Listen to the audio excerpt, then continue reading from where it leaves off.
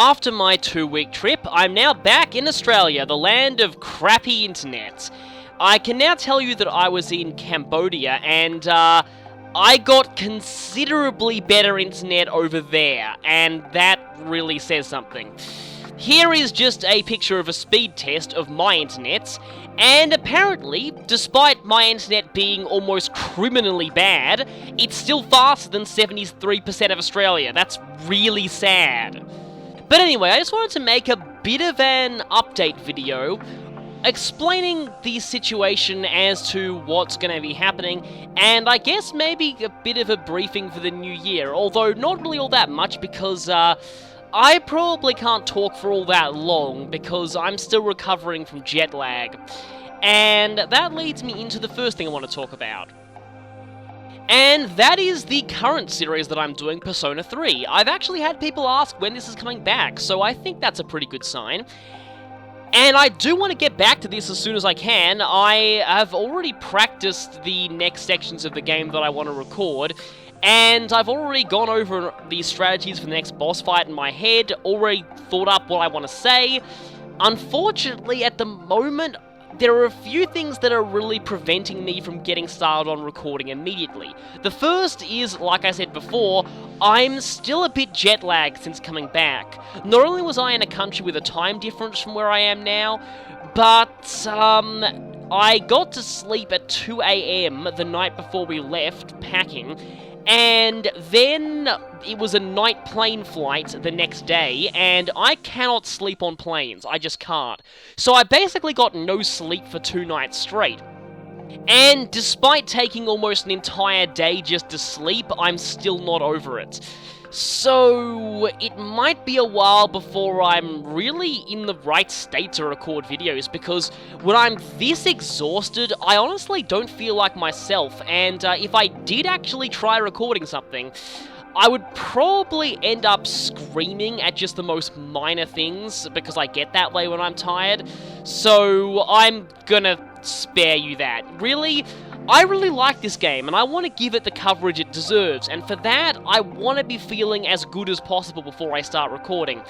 And, that's why I might want to delay this for a little bit. Now, the other reason why things might be delayed for a little bit is that my laptop, I got home to immediately be greeted with a problem with my laptop, of course.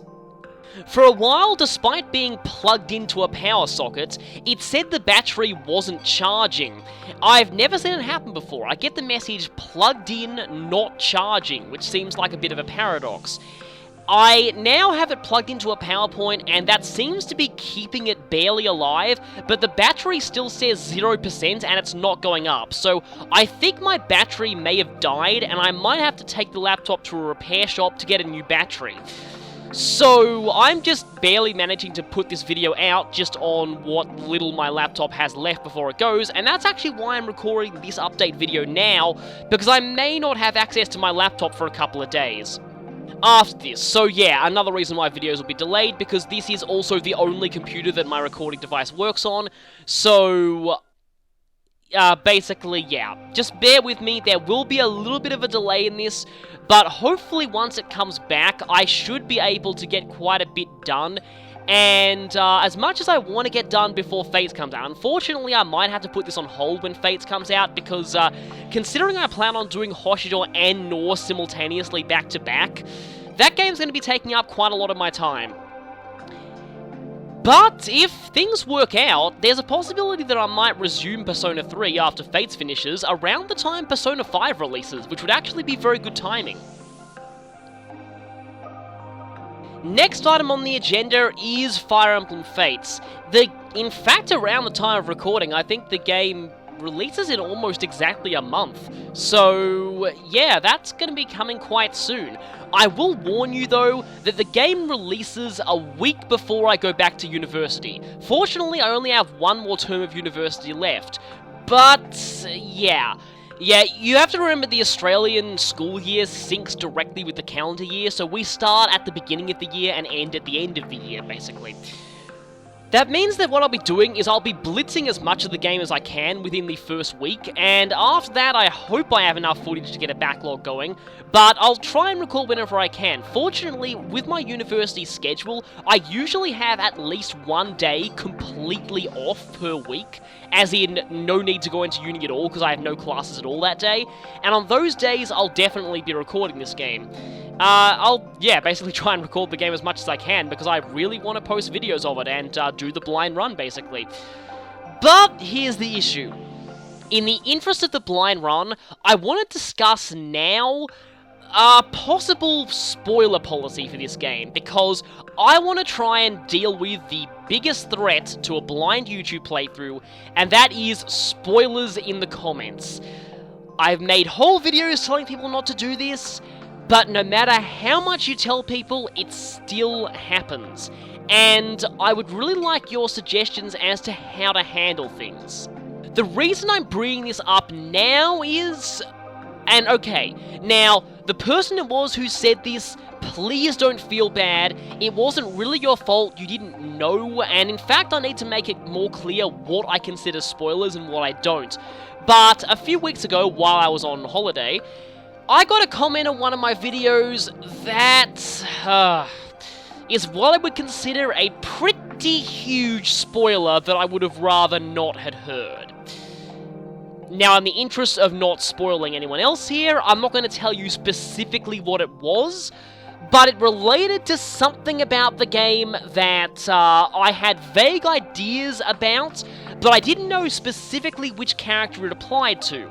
Unfortunately, I now know exactly who it applies to, and that's what I didn't want to know. This kind of spoiler took the form of what I like to call advice spoilers. And I see these all the time whenever anybody does a blind playthrough of a game on YouTube. I feel bad for these people because they legitimately mean well, but I don't think they seem to get the whole concept of a blind run. These spoilers are basically things like, you might want to watch out for this that's coming soon, or you might want to be using this party member lately because I'm not going to spoil anything, but something might happen that might make them useful soon. Or you might want to do this because I'm not going to spoil anything, but someone may die if you don't. To anyone who has played the game before, there is a huge temptation to do this. But it really is just not good for the uploader playing the game. It completely ruins the whole idea of a blind run. The whole point of it is to get the uploaders blind first-time reactions to what's happening. If they do something that makes someone who's already played the game completely cringe, they can't help it because they've never played the game before. But actually trying to give them advice totally defeats the point. The moment that you give a blind runner advice on what's coming next, the run is no longer blind. And again, a lot of people just don't seem to get this. I actually had somebody do this for my run of Lost Dimension, and it was a pretty huge gameplay spoiler at that. Fortunately though, I happened to already know about the thing that had happened. I already got spoiled. But if I hadn't, I would have been very, very angry at this comment. So, yes, I'm really worried about these kind of comments because I know that I'm going to get them. It's just almost impossible to stop them. The real question is how to go about trying to mitigate the effects of this. And I've noticed that in a lot of other blind runs that I've looked at on YouTube, there are a few main methods of handling this. The first, and by far the most foolproof method that I think is really the best for everyone involved, is to record ahead. And so that basically whenever you post a video, you're already further ahead yourself in the actual game, and if someone in the comments spoils something that's going to happen later, chances are you've actually already played that point, so the spoiler will not affect you. Now, the best way to go about this is to record the entire game in advance before posting it, but I really think people want to see this game when it's first released, and I'm definitely not going to hold out. It'd take quite a while for me to record the entire game and then post it, so I'm definitely not going to do that. Maybe recording a couple of chapters in advance might be good, but the thing is, my uni schedule is the problem. I might not feasibly be able to do this when I go back to university, so that could be an issue, and that means that method may be out. The second method is to simply disable comments entirely until you beat the game. I did this for Pokemon X and Y, my blind run of Pokemon X when the game first came out, but there were big differences there. At the time that I did that, I could literally count the number of regular commenters on my channel on one hand. The channel was very small. My videos routinely only got about 10 to 20 views. I was lucky to get as much as 50. And there were only about 1 or 2 people who actually regularly commented on the videos. I appreciated those, but because there were so few, I really felt it wasn't that big a loss to just simply disable comments completely until I beat the game. Unfortunately, I still got people sending me advice spoilers in personal messages. So maybe that isn't such a foolproof method. But I don't want to do that now regardless. Why? I get so many more comments than I used to, and I absolutely love engaging with you guys now. I really don't want to deprive you of the ability to talk about the video, or myself the ability to see all of your reactions, comment on them, and really, I just love the little community that develops on YouTube videos, and I really don't want to take that away, so I would feel really bad disabling comments on these videos, even if it would prevent spoilers in the long run, so that method's out too. The third method is one that I've heard a certain person on YouTube who's famous for blind LPs tends to do, and that's the opposite day approach. If somebody in the comments gives you an advice spoiler, you have to do the opposite of what they suggest. Now, yeah, in theory, this is actually quite an interesting system, and it does discourage people from posting those because, well, if they do, you know that it's actually not gonna really... Basically what you say is not gonna happen. However, it does mean that the person who's playing the game has to intentionally sabotage their own playthrough. And in Fates, especially on the Nor route, which I hear is very difficult, I really don't want to do that. So I think this method is out too.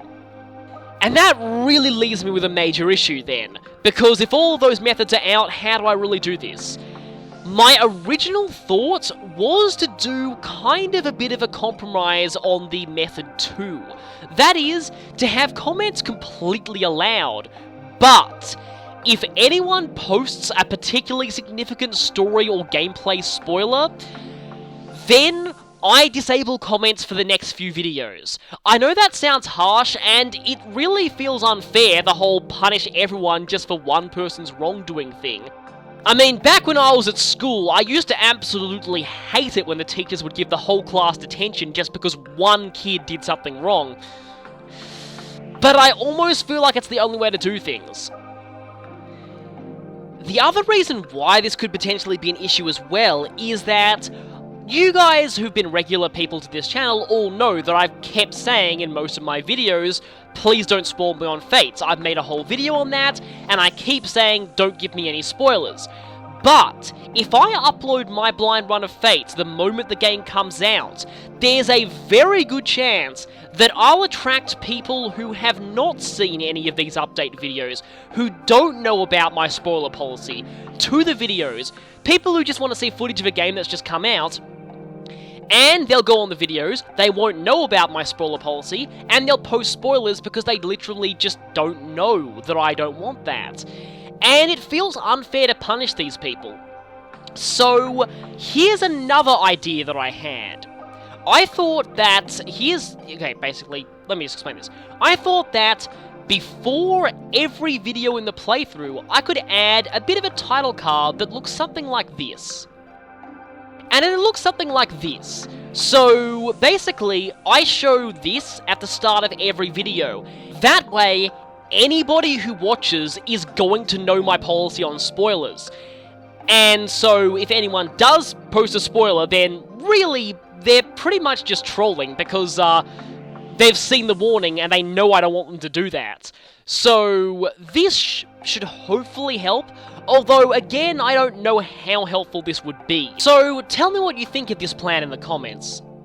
The other thing that I need to clarify is exactly what counts as a spoiler for my purposes, because some people might think that spoiler only means story spoilers. That, to me, is not the case, because I plan on doing a blind playthrough of this game, as in not knowing anything about the game going, well, except for what was revealed earlier on in trailers, not knowing anything about the game going in, I consider anything regarding the game that I haven't already played to be spoilers. So, discussing the stat specialties of a character, discussing the classes of the child characters, which I, for the most part, except for a few that were already revealed, I don't know. Discussing the personal skills of characters, the stats of weapons, the map gimmicks of later chapters. That's a really big one. I want to actually go into the chapters blind, not knowing anything about them, so don't warn me about any chapter that's coming. Basically, in fact, I actually care about gameplay spoilers more than story spoilers, because from what I've heard, some parts of this story aren't great anyway, and also there's a lot about the plot twist that I pretty much already guessed. I have a somewhat uncanny ability to guess plot twists before they happen, so that's another warning. If I don't seem too surprised at certain reveals, it's because I've actually already guessed quite a lot of them already, just based on what little info about this game I already have. So in all honesty, I actually care more about gameplay spoilers than I do story spoilers, so yeah, literally anything about the game, don't discuss it, because I consider everything to be spoilers. So in fact, as a safety measure, until I even start the playthrough, I think just don't talk about Fates at all, except the things I've asked you to talk about in this video. This leads me to another point. Now this is going to sound a little bit off topic, but just bear with me. Awesome Games Done Quick 2016. I couldn't watch most of it live because I was in another country, but the guy who did the Radiant Dawn speedrun back at an earlier AGDQ, that in fact got me into watching AGDQ in the first place because that run was just so good, he did a Path of Radiance speedrun this year. And I really want to watch that, because from what I hear, it was a very good run. He pretty much got very close to his personal best, so sounds like a very interesting thing to watch. The problem is, I just want to know before I watch it, did anybody there during the run discuss Fire Emblem Fates at all? Basically, the only reason why I avoided watching it is because I was worried that somebody would discuss Fate spoilers. Someone could, talk about Fates in the chat, and then the runners could be talking a little bit about Fates, or the guy talks about Fates or something like that, because he did say that he wants to do speedruns of Fates, and possibly next year have a Nor versus Hoshidor bid war for what to speedrun. I say this because I watched a practice speedrun of Path of Radiance that he did before the event, and a little bit into the run, he suddenly, without warning, started discussing the map gimmick of a later Hoshidor chapter, and I was like, damn it! So, that's what I'm worried about. Do they discuss any kind of map gimmicks in Fates? Anything related to Fates at all? Because if they do, I unfortunately will not be able to watch the speedrun. So yeah, if anyone did watch it, please tell me if it's safe for me to watch or not. There are a couple more things I want to talk about before we finish this. First is Genei Bunroku Sharp FE's recent Japanese release. As many of you probably know already, this game massively tanked in sales the moment that it hit shelves, and apparently is one of the biggest financial disasters for either Nintendo or Atlus. People all over the internet have begun spewing violent, frothing hatred for the game, especially the current anime's dead, we hate Japan crowd, which honestly I find really annoying. Anyway, I don't want to talk more about that, because I really don't like the state of that whole issue at the moment, but completely disregarding that, I was actually planning on doing footage of this game when it released. Well, not when it released, after it released, like as a proper, fully researched playthrough. Seeing some of the comments on videos of it, I'm honestly really afraid to do this, because, wow, I'll just say that I almost vomited on reading how bad some of the comments were, so I am really worried that I'd attract that kind of just sheer disgust to the channel, and I don't particularly like that, because personally, I actually think that gameplay-wise, this is actually a perfectly decent game. It's just that the premise really did not fit Fire Emblem, and it should never have been a Fire Emblem crossover. Really, that's how I feel about this. That's the reason why I think this game failed in terms of sales. This game, there have been crazy crossovers that worked, like Pokemon Conquest and even Kingdom Hearts. But this game, really, Idol Singers and Fire Emblem do not mix at all. And if this had been a completely original game, with no crossover elements at all, then it might have actually been quite well received. But as things stand, it almost feels like they took a completely separate project and just slapped the Fire Emblem crossover onto it without really caring much. And there are a lot of pretty nice Fire Emblem references in here, but really they're all just references. You can remove all the Fire Emblem elements from the game and it wouldn't really change very much. But like I said, the core gameplay is actually very good. I only know the game through streams, I haven't actually played it myself, but from what I've seen, I really like the battle system. It looks very robust, pretty decently balanced difficulty-wise, and has a pretty good weakness system. I like the skill system too. In fact, I honestly feel the skill system's better than Persona's. The boss fights in particular look very good, and they require some pretty interesting strategies as well. I really like those. I like the side quests too, doing personal side quests for each party member that not only give more character development, but actually unlock new skills for them to use in battle, including for your support members. I think that's really great. All in all, just from a pure gameplay standpoint, I really like the game. I just feel it's such a shame that they had to put a premise on it that just did not fit. I just find this kind of sad overall, because an otherwise decent game is in some ways kind of ruined by presentation and marketing, and honestly, it's one of the rare times I've seen this actually happen. Normally, I really don't care about presentation in a game at all, and as long as the gameplay is good, but this is a case where the presentation just completely alienated us. So many people who would have otherwise really enjoyed the game. In some ways, it almost feels a bit like Kirby's Epic Yarn to me, in that it was originally a completely different game, and they suddenly decided to make it a Kirby game at the last minute, and it became a game that people say it's a good game, it's just not a good Kirby game. That's exactly how I describe this game. It's a good game, but it's just not a good Fire Emblem crossover. The final thing that I want to talk about is that it's Pokemon's 20th anniversary this year, so it almost feels to me like I really should be doing something Pokemon related this year.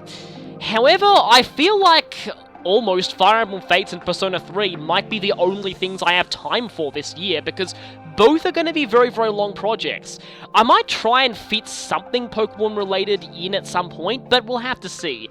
At the moment I have no definite plans, but I have a few ideas of what could possibly work, but I'll just have to see if I have time, really. Again, I'd love to celebrate the series' 20th anniversary, because Pokemon was pretty much the first legit game franchise I really played. In fact, if it weren't for Pokemon, I would never have got into gaming in the first place. So yeah, I want to show tribute to it, but at the moment, I'll need to try and fit in the time, and I'm not sure if that's going to be an option, so yeah, I might do something, but just don't really go expecting anything. And with that, that's everything I wanted to talk about in this video, so I pretty much can't stay conscious for much longer, so I'll just need to go back and get some sleep, but yeah, I'll see you the next time for probably either more Persona 3 or maybe a couple more Xenoblade Chronicles X random stuff videos. I might upload those just occasionally. I always keep my recorder on when I play the game in case anything interesting happens, so yeah, maybe a few of those too.